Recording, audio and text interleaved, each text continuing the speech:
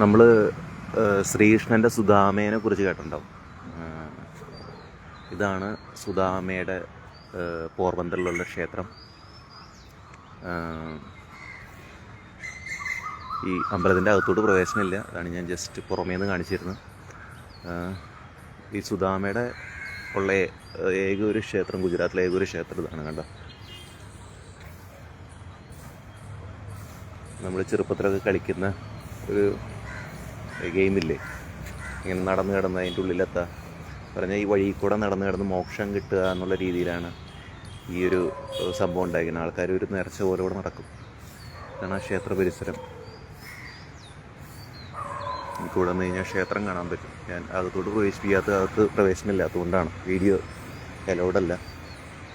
ഇതാണ് ആ മന്ദിരം.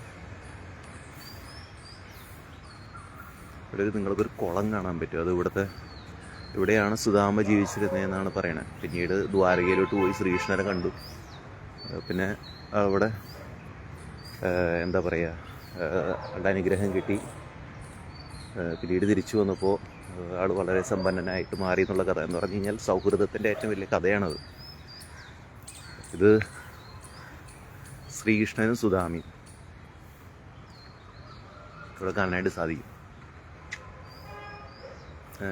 പല പല ക്ഷേത്രങ്ങളും കണ്ടിട്ടുണ്ട്. പക്ഷേ സുധാമയുടെ കഥയും നമ്മൾ പഠിക്കുന്നുണ്ട്. നമ്മുടെ ചെറുപ്പത്തിൽ നമ്മുടെ സ്കൂളിലൊക്കെ പഠിച്ചിട്ടുള്ള കഥയാണ് സുധാമയുടെയും ശ്രീകൃഷ്ണൻ്റെ ആ സൗഹൃദത്തിൻ്റെ കഥ.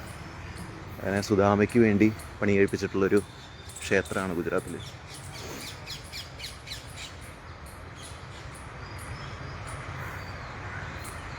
Okay, thank you.